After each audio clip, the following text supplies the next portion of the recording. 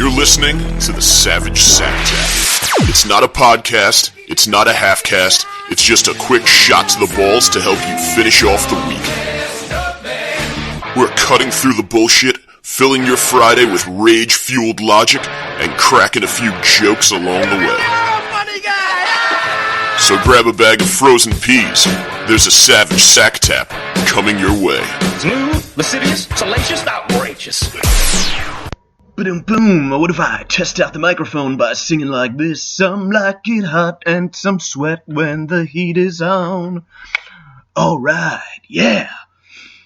That's right. Since we can't use music anymore because I want to be on iTunes, I gotta serenade you myself at the beginning of the podcast.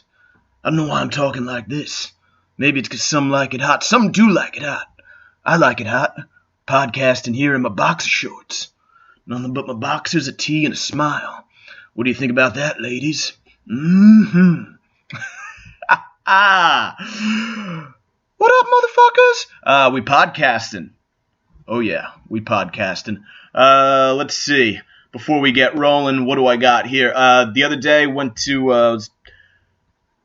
down a couple towns over, jumped in and did a little podcast with a couple guys called themselves the Saints and Sinners, Diego and Mike. So if you guys happen to listen to this, thanks for having me on. I had a fucking blast. We drank some beers, shot the shit, talked about pretty much everything. Political correctness on campus, social justice warriors in the military, the government's response to 9/11. We fucking ran the gamut, motherfucker. We went for like 3 hours, so...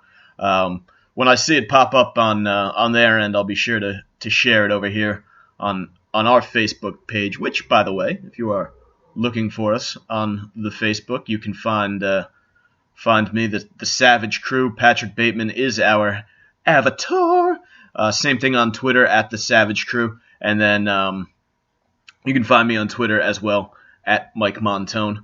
And, you know, obviously, if you're listening to this, I assume you found our website, www.thesavagecrew.com. Share it with your friends. Share it with your friends so we can grow by word of mouth. That's the way to do it. I want to grow by word of mouth. You can pay for advertising and shit on Facebook, but I think growing by word of mouth is better because that's how you know the people that it's getting spread around to are kind of the people you want listening, the people who are going to appreciate the kind of material we do over here in the Savage Nation. Although I don't know if I'm allowed to call it that. I think that guy, the actual Michael Savage, I think he's like a conservative commentator or whatever. I think he calls his shit Savage Nation. So we can't actually call it that. That's why we call it the Sacktap. Sacktap-a-roni, if Ned Flanders was going to listen to it. But, alright, anyway, let's dip in. As usual, I've been perusing the World Wide Web in search of the best news stories to comment, critique, and, I don't know, something else with a C. Cockslap. What do we got? Oh, yeah, did you hear the one about the teacher who got caught boning one of his students in a cemetery out in Easton, Pennsylvania? I am not joking. The police walked right up, saw him banging one of his students in the graveyard, had him dead to rights. She didn't mind, though. She said she was going to hang out and see if she could track down another stiff to hop on. Boom! Oh, yes! All right. Oh, hoo-hoo! Yeah! No, yeah, I don't actually care about that story. I just thought I'd fuck around with it a little bit, and I couldn't keep that fucking horrible wordplay to myself, so I decided to do it to start this shit off. But let me otherwise dip into these fucking stories. I'm sorry, that was terrible. All right, here we go. As usual. Because I spend so much time streaming hardcore HD pornography on this computer. Sometimes things take a minute to load, and it doesn't help that there are like a million video ads all over everything. So if it takes a sec, because I masturbate a lot. So I saw this was in the Daily News yesterday, or I guess whenever on their Facebook page. It's an LA plastic surgeon under fire for placing ad that angers commuters. And they, I do not need a billboard to compare my breasts to coffee cups. And he's got, I guess this is outside Los Angeles. This guy's got a fucking a billboard up. It says size matters. He's got a coffee cup on one side that's got a B on it, and then on the other side he's got a bigger coffee cup that's got a D. So he's like comparing it to tits. Or I mean, you could be comparing that to cocks too. By the way, you can get penis enlargement surgery, and they always say size matters when talking about dicks. So, I mean, obviously, the B and the D represent the cups. He's primarily addressing the ladies, and it's probably more common that women get breast enhancement surgery. But how else do you advertise for the fact that you make tits bigger? Like, is that really something that's supposed to be taken seriously? He's putting silicone inside of tits to make them more attractive, so that wealthy old men will spend money on the women that have them. That's essentially what's going on here, right? I mean, this it stirs. It always stirs. Everything stirs controversy these days. And this is the article says, female commuters are outraged. I don't think size matters, Anna Gorski told CBS. I don't think a billboard should be telling me that size matters. Gorski, a college student, feels that the billboard is anti-women and has started an online petition to have it taken down, which strikes me as funny because it's women who are going to have the surgery, right? So I don't know why you would put up why would the billboard be anti-women if that's what you're trying to attract, unless it's the ultimate fucking neg, which is actually what it might be. This might be the ultimate fucking pickup artist stunt, like size matters, and just kind of reminding you that, hey, you either have a B or you got a D. But you know what? This is so fucking hypocritical because fucking chicks will giggle and prattle on and on about fucking big meaty cocks. Tell me that they big meaty cocks and tall dudes. Two things that every woman on the planet loves: a big meaty cock attached to a tall man. It's evolutionary. I'm a short guy with a nice average dick that happens, because I'm in great superior physical shape, happens to get incredibly rigidly hard. But I'm not going to pretend that the women out there don't fucking cream themselves for tall dudes with big juicy dicks, okay? So fucking look, guys like big fucking round titties that they can get their mouths on and suck on the nipples and play with. They want to play with the titties, all right? So it's not anti-women to be a breast enhancement surgeon who works primarily on women and guys like Bruce Jenner. It's not anti-women to put up an ad like that. It's ridiculous. In fact, this guy he's saying he's catering to them. He wants to do business. He's making an appeal to women. And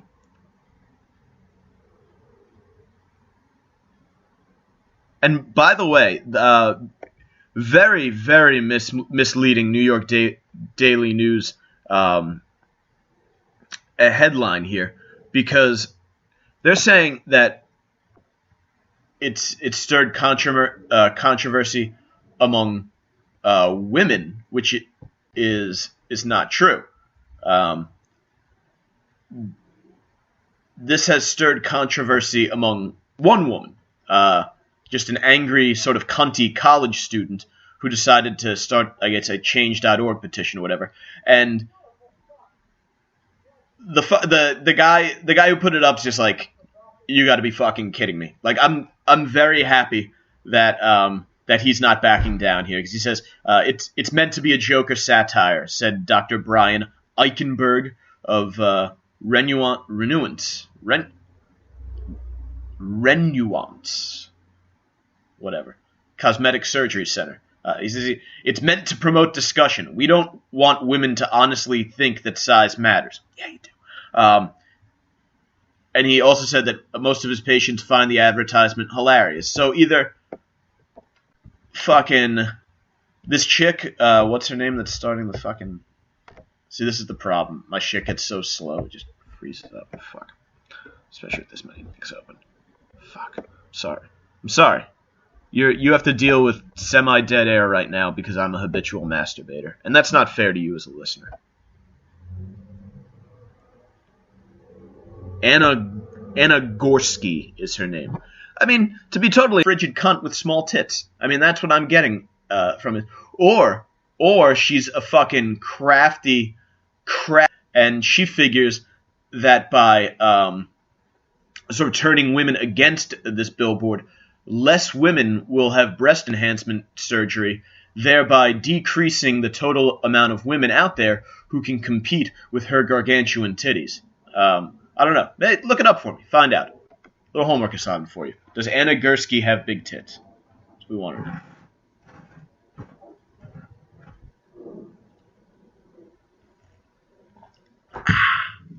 See, this is annoying because I've opened the next window and it's not... Come on, man. It's not going to the page. Boo. Boo. You can hear me booing. It's literally just to fill the fucking dead air as I wait for this this next article to open.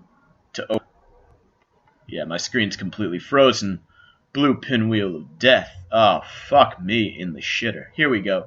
Woo! It's open now. It's gonna be like it's gonna take me a fucking half hour to scroll down to the content I want. This is I don't think news websites realize how much they're fucking driving away their reader base with shit like this. Because if you try to open like a lot of stuff using a device that you typically view pornography on, you're not gonna see shit.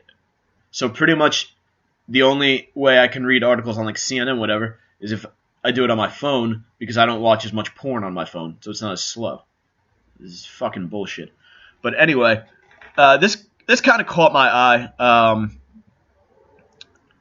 It piqued my curiosity. Pop Warner football eliminating kickoffs. Pop Warner is the nation's oldest youth football program. I did not play in a Pop Warner league. I played in like a junior football association. I don't know what the fuck it was, but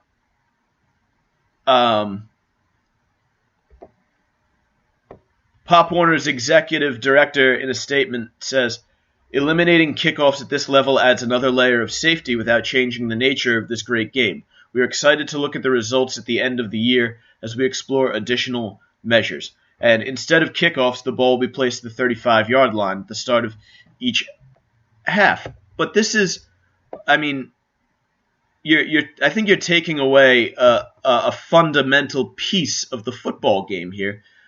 This is ridiculous to think that. First of all, look, obviously concussions are a problem at the elite college and NFL level.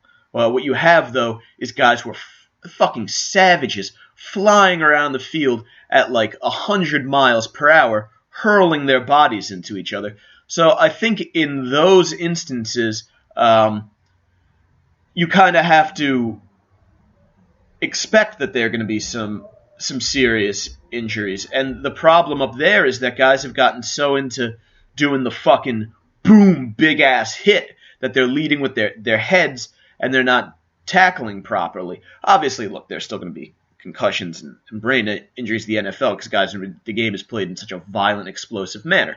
But people are either getting an education or you're getting millions of dollars, whatever. So there's a cost benefit made on the part of the player to continue playing this game. At the youth level, I mean, have you ever seen fucking youth football? It's ridiculous. I mean, they run around. They're fucking slow as shit, and they're wrapped in padding. They're not generating enough force to create any kind of fucking damage, or so I think, without any kind of real medical background. But look, taking away the kickoffs at a young age is not going to teach them the proper way to play the game. And when you don't teach them the proper way to play the game, that's when people get hurt, all right?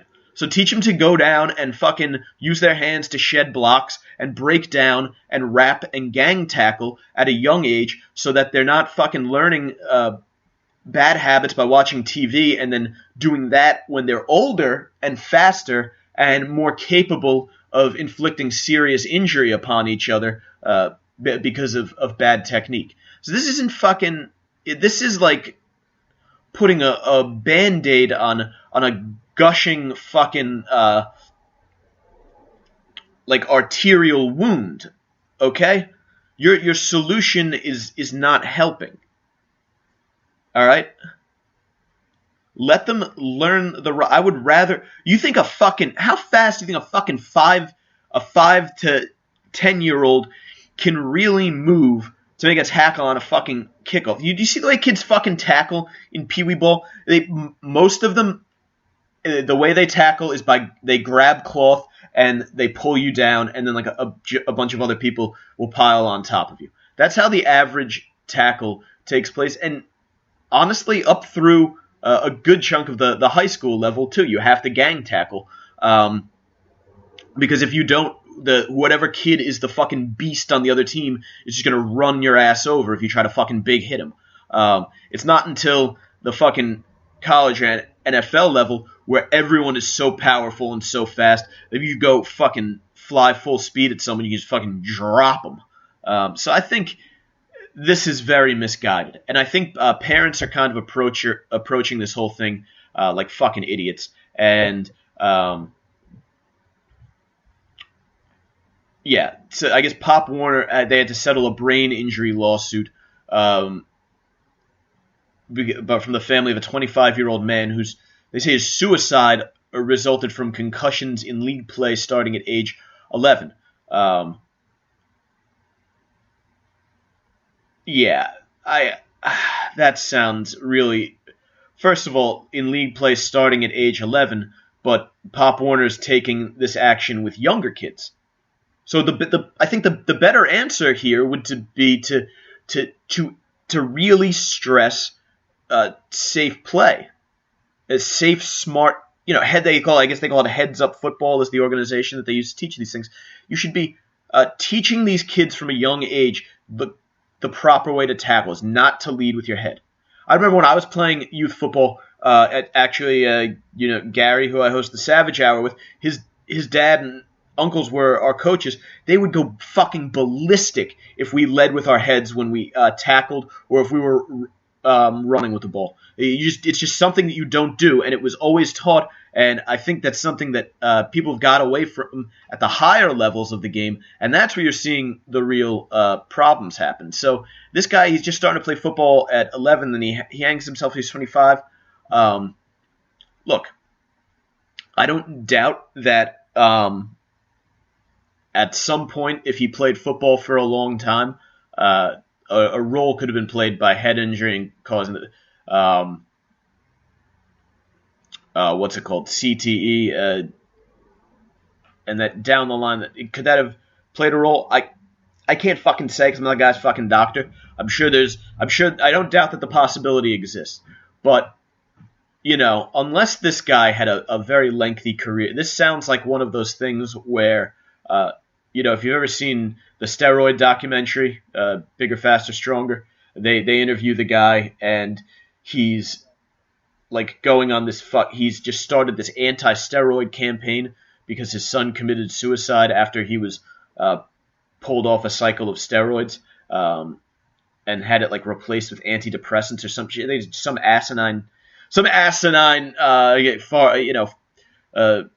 concoction of drugs that it kind of had to do with steroids, so he decided that he was going to go on this fucking ridiculous campaign, even though people swill the alcoholic neurotoxins that you can get at a baseball game are fine, but the fact that a couple guys use steroids to hit home runs, it's somehow baseball's fault that, you fucked up your kid on these drugs. Like, it's the same thing. This is a superfluous fucking lawsuit.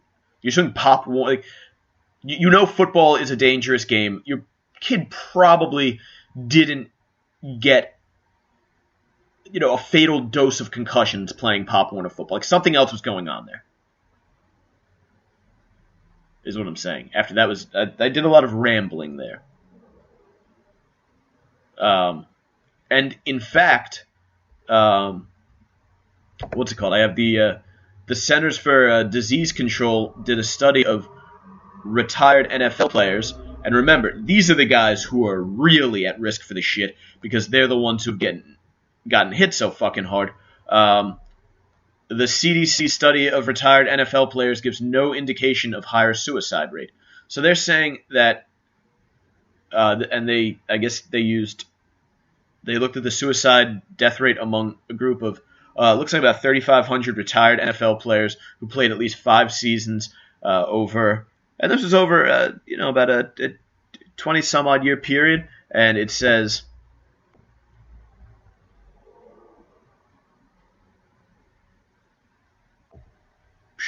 fucking A, this annoying shit pop-ups. Get the fuck out of here. Here we go. I fucking hate pop-ups. Especially that they slow his computer down so much. Gay. So it's they looked at the study from 1979 to 2013. After it was players who had played from 1959 to 1988, and then they looked at the numbers for 1979 to 2013 for that group of players, and they experienced 12 suicide deaths, which was less than half of the expected 25 in a comparable section of the population based on gender, race, and age. And,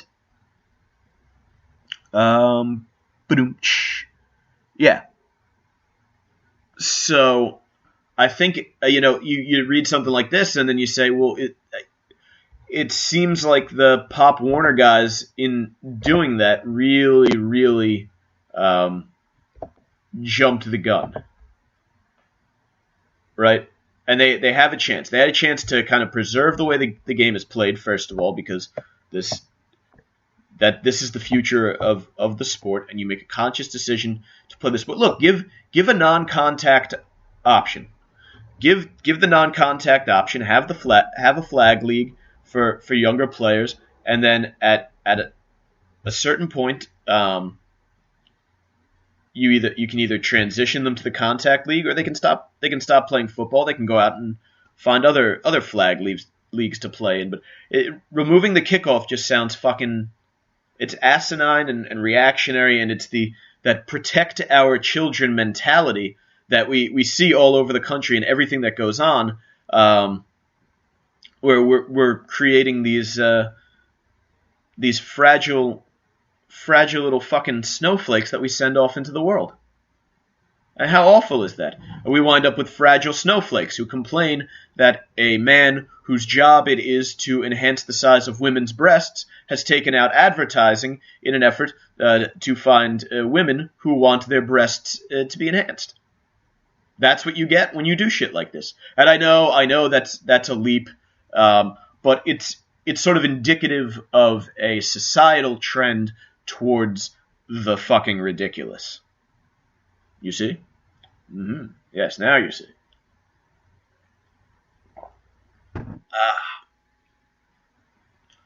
Drinking my H2O out of a mason jar with a handle like a fancy man. Oh. Itchy balls. I gotta trim my pubes. Fucking forest down there. The Pacific Northwest. Anyway. What else? This one, this story is infuriating, and it's been out for a little while now. And I actually talked when I was on Saints and Sinners with Mike and Diego. We touched on this a little bit, but this is the headlines. Saudi officials were supporting 9/11 hijackers. Commission member says, and so what's going on is there's 28 secret pages that detail Saudi ties to the 2001 terrorist attacks. And this is a Republican, by the way, who's broken ranks. His name, did they say who it is? Ba-da-ba-ba-ba. John Lehman. He was the Navy Secretary in the Reagan administration, and he says that there was an awful lot of participation by Saudi individuals in supporting the hijackers, and some of those people worked in the Saudi government. Lehman said in an interview, suggesting that the commission may have made a mistake by not stating that explicitly in its final report. Our report should have never been read as an exoneration of Saudi Arabia. This is fucking, I think, to... First of all, anyone who's affected by the September 11 attacks, this is just a fucking disgusting slap in the face by your government. Your government exists, by the way. I know we kind of look at government in this country as like the guys who make all the rules, but what the U.S. government is supposed to be is supposed to be looking out for the best interest of the people of the United States, and in doing this, if this is in fact true, and we're going to find out eventually, this shit is fucking coming out. Because now that we know it's out there, there's going to be so much fucking pressure to release this that you're not going to be able to sit on it for much longer. But if it comes out that we knew that the fucking Saudis did this, and then we went on not only to kind of help some of their family members get out of the country, whatever, that we went and overthrew the government in that region that was viewed as the biggest threat to the Saudis after the fact, then motherfucking heads are going to have to roll. I mean, this is a slap in the face to anyone who was affected by these attacks, first of all. And then if you are deployed in Operation Iraqi Freedom, I'd go so far as to say Operation Enduring Freedom too. We fucking thousands of American lives lost in a two-theater war, and for what? I mean, yeah, in Afghanistan, I think we did a good job of kind of beating up on the Taliban and Al Qaeda. But the Taliban or some other warlord. Now we have Islamic State is in Afghanistan. I mean, someone's taken that over. So knowing that the Saudis were involved as they were, why wouldn't the U.S. government say commit less of a presence to Afghanistan? You do the special forces thing and fucking get at Al Qaeda where you could. But why the fuck? If there was going to be regime change anywhere, you know damn well where it should have been. The problem, of course, is that if a power vacuum in Saudi Arabia would mean a massive fucking Sunni uprising there. So that's it. We're in bed with the Saudis because they keep the Sunni extremists at bay. Is that it? Is it the oil? I mean, why the fuck? How do you accept this from your government? That they would protect a foreign government that fucking murdered thousands of people inside the U.S.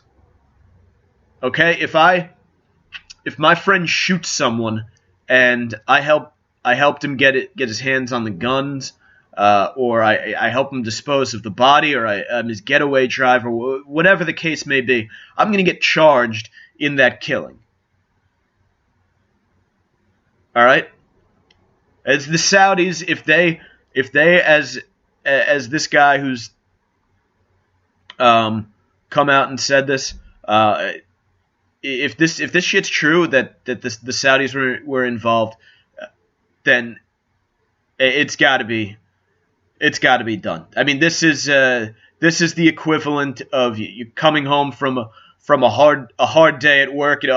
Honey, I closed the Williams account today, and then you walk in and she's on her knees with the fucking Harlem Globetrotters surrounding her with their fucking cocks out, and they're fucking passing her back and forth and spinning her round and round on their fucking fingers before they slam dunk in her anus in front of you as you talk all excited about, yeah, boss was really happy. Think I'll have myself an old-fashioned, and oh my god, honey!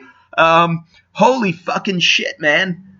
I mean, a U.S. ally appears to have been a somewhat active participant in the murder of U.S. citizens, and the fucking Bush administration ignored that and went on to invade 2 different countries. And in doing so, by the way, put even more U.S. lives at risk. I mean, not even the to think about the ones who were killed or fucking maimed in Iraq, but beyond that, how many fucking veterans have committed suicide from going home? How many just fucking families got ripped up because of that?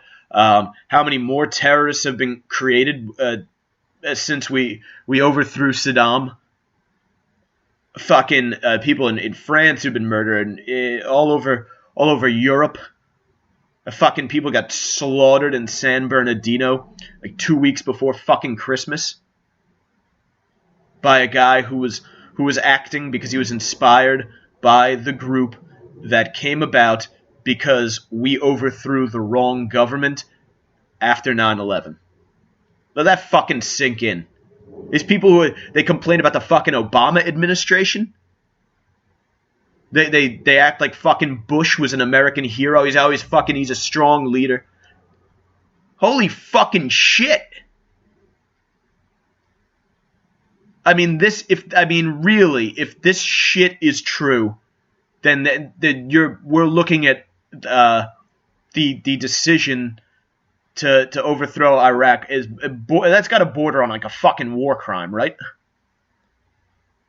This is fucking insane. It's a disgusting misuse of taxpayer money and U.S. lives by our government. It's fucking horrific.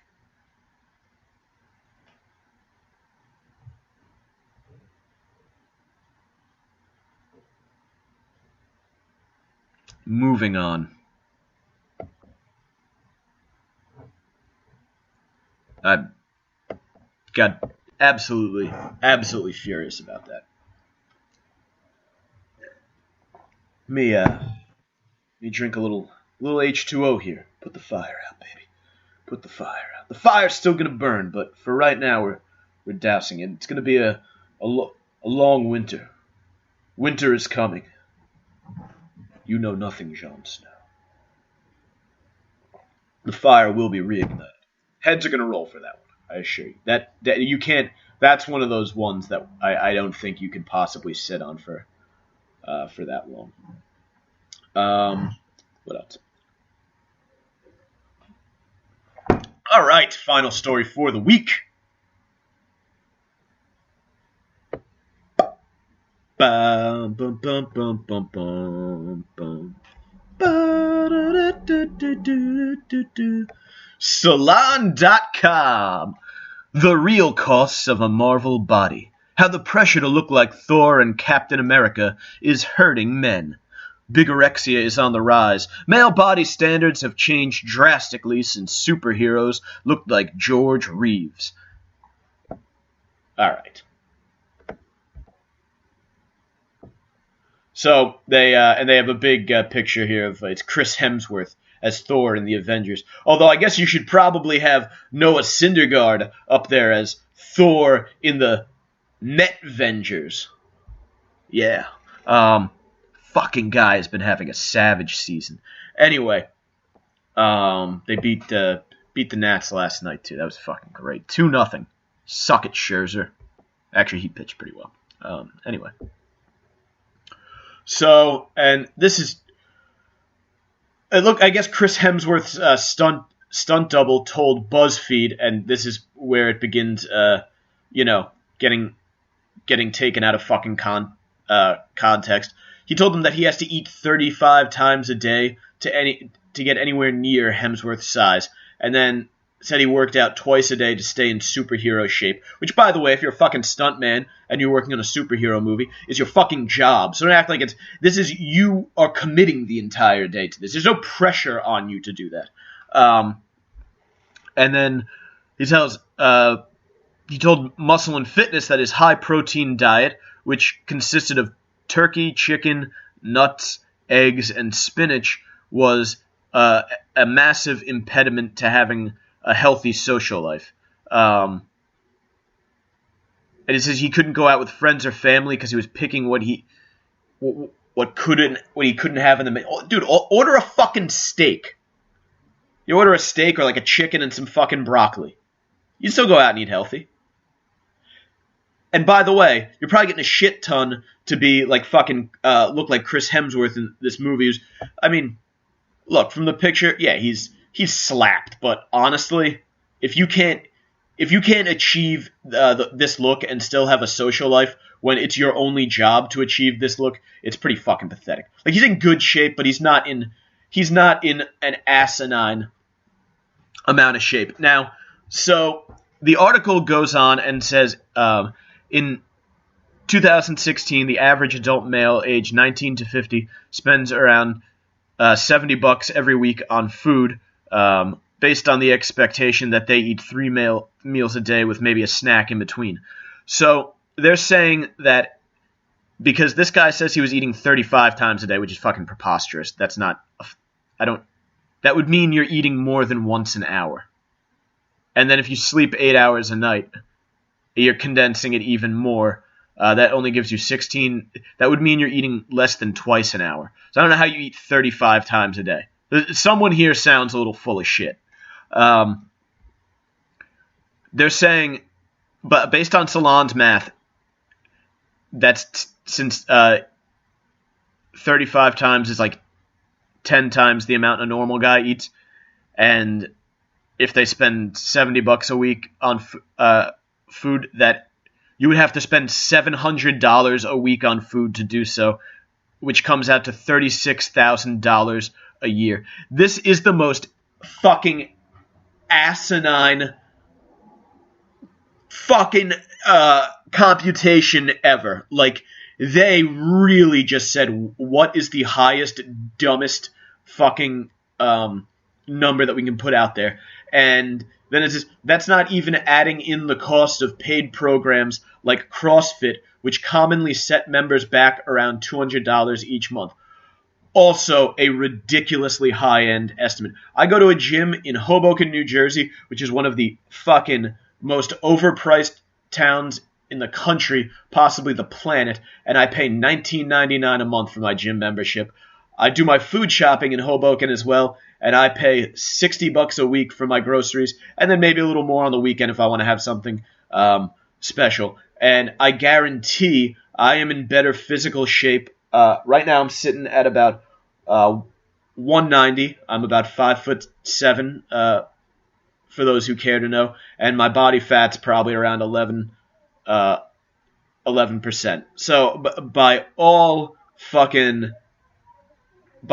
estimates, comparisons, except for those who are in top tier shape, compared to your average man, I'm built like a motherfucking savage. Yeah, bitches! I've had to work hard to do it, for sure, but I certainly haven't spent $700 a week to do so. I think the most I ever spent a week on groceries, and this is when I was way fucking bigger. I was weighing in at about 230 and didn't really know how to shop for groceries. I was spending maybe $100 a week on groceries, which, look, I mean, is that a little bit pricier? Absolutely. But I was buying like filet mignon and shit. Like I was buying tasty ass stuff. And also,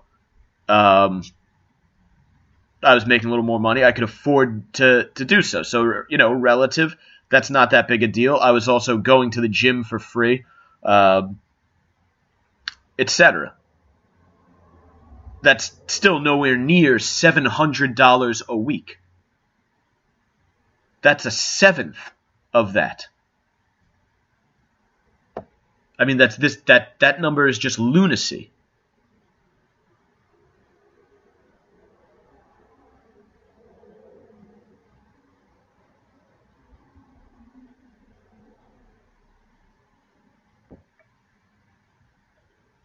What do we got?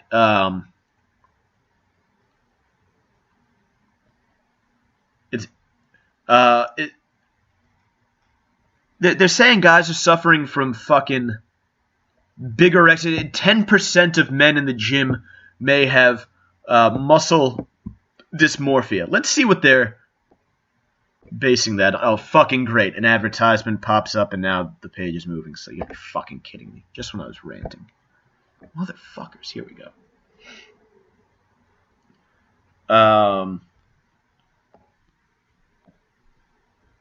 The Adler School of Psychology. What the fuck?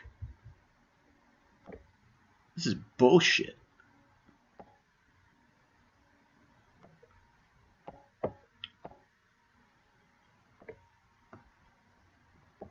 Come on. My listeners don't want to hear me complaining about slow-moving websites.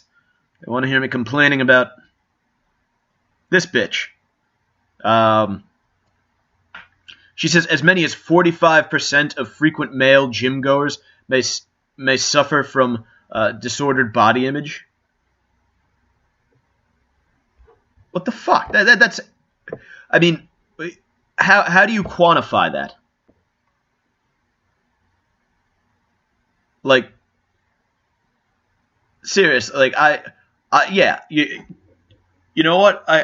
I do want to look like a human fucking action figure, as this says, and in my quest to do so, I've found ways to make my body move better, to feed it better food, to rest better, all these things that have actually been massive improvements in my life, and these fucking morons are saying, oh yeah, if you spend too much time focusing on eating healthy and exercising, there's something wrong with you. That's fucking ridiculous. You should be taking good care of your body. There's something wrong with people who don't take care of their body. Those are the ones who we should be saying have negative, that have bad body image. All right, they're the fucking ones who aren't taking care of themselves. I'm not the one that's driving up everyone else's fucking health insurance costs because I can't fucking take care of my own body. This is fucking preposterous.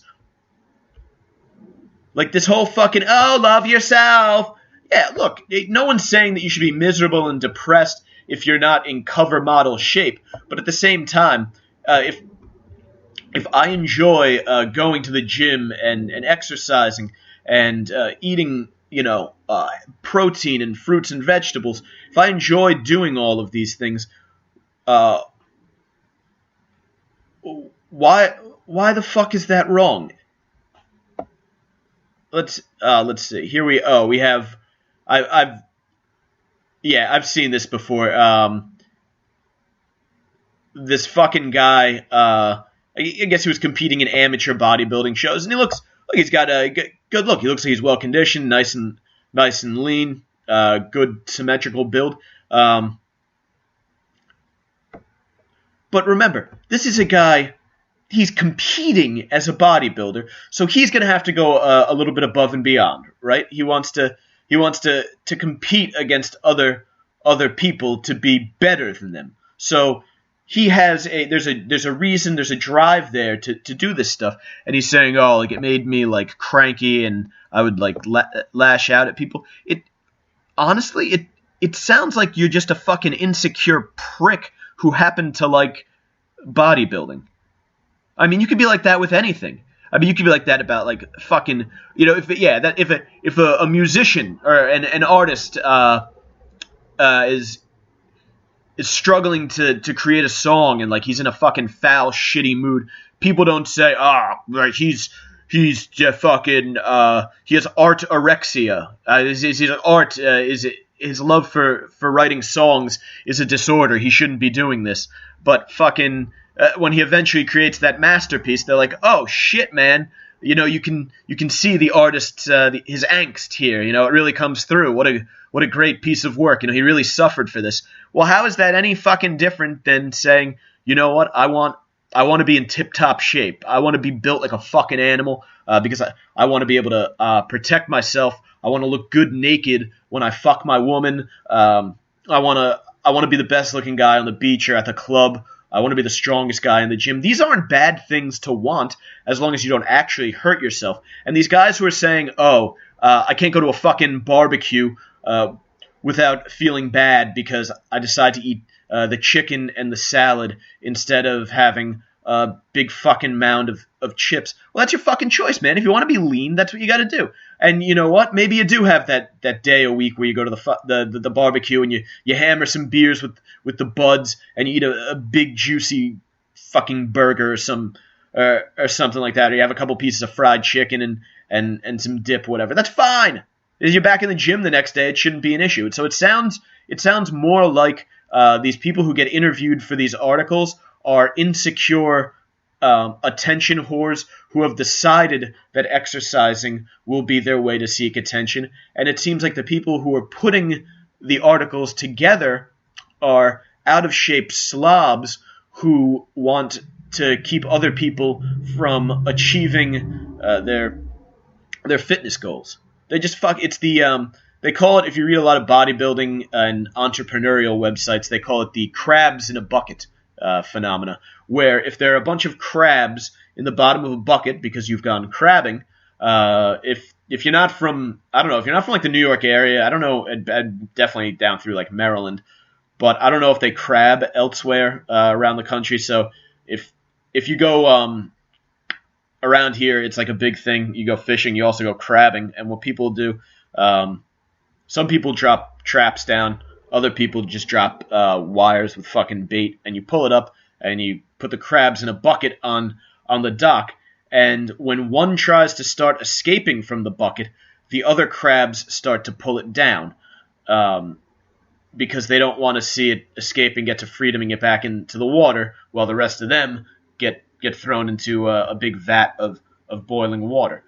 That's the same thing with people who tell you, oh, whoa, you're so obsessed with your diet, you're so obsessed with your training, fucking eat a slice of pizza, fucking take a day off from the gym. Look, I do those things, but I do them on my own terms, all right? You don't need the rest of society pulling you down from wanting to fucking train hard and lift heavier and get stronger simply because they're too fucking lazy to do so, all right?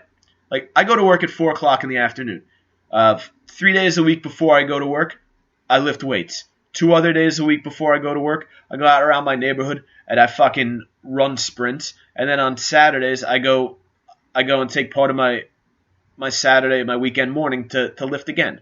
All right, you have a conscious choice to do this shit. All right, and this is, by the way, this is all in addition to podcasting and writing on the side of my job, and making time for family and friends and the girlfriend and everything. So you can do this. And I know a lot of people who do stuff like this. It's bullshit whenever they publish these articles about how if you go train hard at the gym, I carry a fucking notebook around at the gym with me. So if one of these jackasses saw me, they'd probably be like, oh, he has bigorexia. He's got a problem. He's so focused on lifting weights and being stronger. He doesn't have a complete life. Like, fuck you, motherfucker. Like, on the way to the gym, I usually read a book. Right now, I'm reading 1493. It's about how Columbus landing in the New World changed the face of how we interact as a planet. Before that, I read 1491, which is about the world before Columbus set sail. So in that time period where I work out, I'm either reading and then lifting, or I'm doing sprints and then going podcasting, living a very enriched, full life. So suck my fucking cock if you think that my dedication to the gym is some sort of obsession. Yeah, it is an obsession. It's an obsession that I'm very proud and happy to have, because it's a lot of fucking fun. All right? I love doing it, and I look better than you do naked because of it, and I welcome you to jump aboard. I would prefer that instead of sort of poo-pooing this lifestyle, you took it up and joined me on this journey, because training is fucking awesome. Getting stronger is fucking awesome. You feel better. You're more confident. You lean out. By the way, you lose, as you lose body fat, you gain inches on your dick. By the way, if that's not fucking motivation enough for you guys and ladies, we appreciate a woman who lifts. Your nice fucking firm ass butt cheeks looking good in yoga pants because you've been hitting your squats and deadlifts. Huge fan. I'm gonna leave you on that one today, all right? Ladies, there's not a man out there who does not like a nice, round, squat-built ass. I promise you that. I promise you that. I took a scarf from the sky, pulled the weight off the rack, I squatted it back. That would be Elton John singing about doing squats. Gonna leave you on that today. A lot of angry ranting today. I'm not in a foul mood. I'm actually in a great mood, taking a short week from work. Got a little wedding to go to this weekend. Get nice and drunk, and then over the weekend I'll probably burn some meat out on the old Grizzo. Anyway, gonna punch out now. Remember, if you're looking at us on Facebook, the Savage Crew with Pat Bateman as the avatar and a big heaping great white shark jumping high out of the ocean is the wallpaper. On Twitter, same thing, at the Savage Crew, and you can find me on the Twitter as well, at Mike Montone. Catch you guys next time. Later, bitches. The Savage Crew, broadcasting that a bunch of old homeless dudes had an orgy in the car. with a pair of balls. It's called a soup kitchen. Pretty rough stuff.